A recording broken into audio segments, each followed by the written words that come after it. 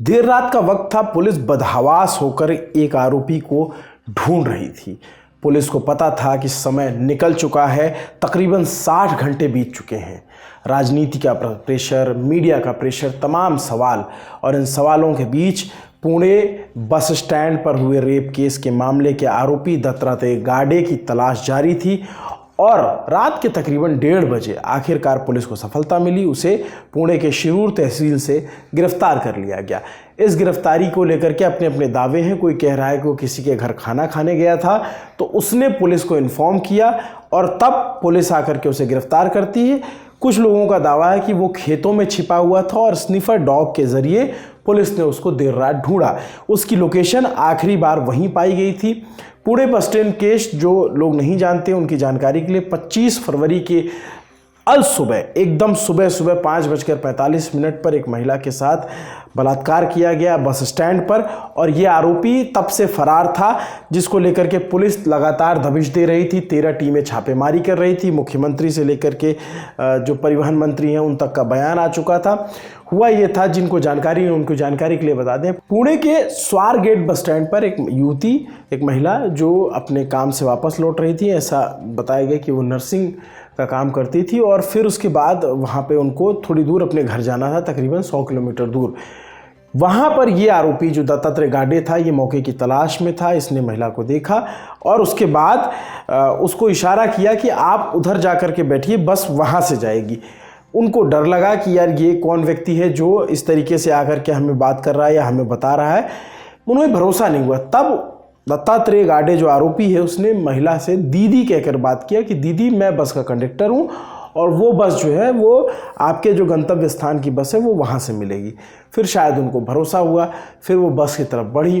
फिर जब बस के बाहर पहुँची तो उन्होंने देखा कि अंधेरा था, बस के बाहर ठीक ठाक अंधेरा था। तब भी उन्हें झिझक हुई कि ये इस बस में मैं क्यों चढ़ूँ, तो पूरी बस बंद है। तो उसने कहा कि इसमें यात्री सवार हैं और आप बैठिए, बस चलने वाली, मैं लाइट जला रहा हूँ। ये सुनकर एक बार फिर भरोसा आया उनमें और वो बस में चढ़ गई।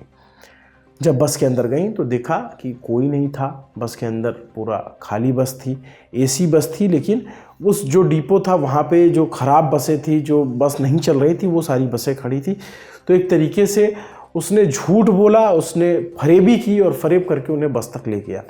लेकिन जब वो बस के अंदर थी तो देखा कि कोई था नहीं और फिर उन्होंने उतरने की कोशिश की, लेकिन तब तक देर हो चुकी थी। उसने गेट बंद किया। आरोपी जो दत्तात्रेय गाडे बस बंद करके, उस एसी बस थी, आवाज़ बाहर नहीं आई।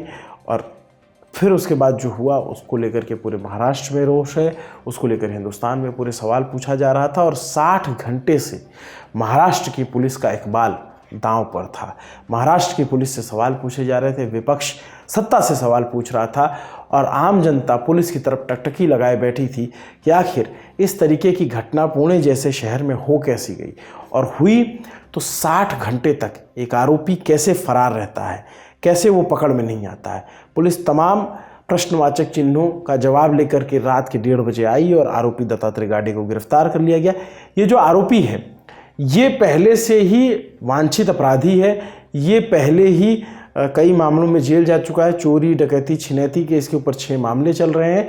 ये 2019 में ये जमानत पे आया था और तब से ये बाहर ही था।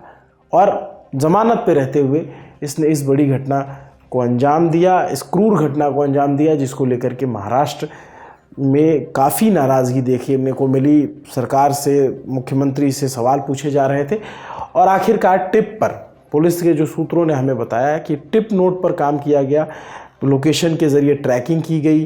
फिर इसने अपना फ़ोन स्विच ऑफ कर लिया था, मोबाइल से दूर था।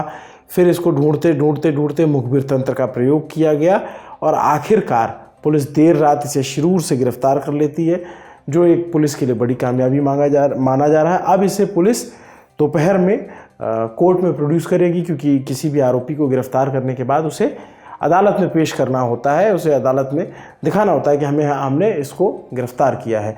तो अब गिरफ्तारी के बाद इसको कैसे जल्दी से जल्दी सज़ा मिले, ये सुनिश्चित करना सरकार का काम है। सरकार चाहेगी, या विपक्ष के जो मांग है वो यही है कि आरोपी को जल्दी से जल्द सज़ा मिले, फास्ट ट्रैक कोर्ट में मामला चलाया जाए, ताकि सबक मिल सके कि इस तरह की घटनाएं दोबारा नहीं होनी चाहिए।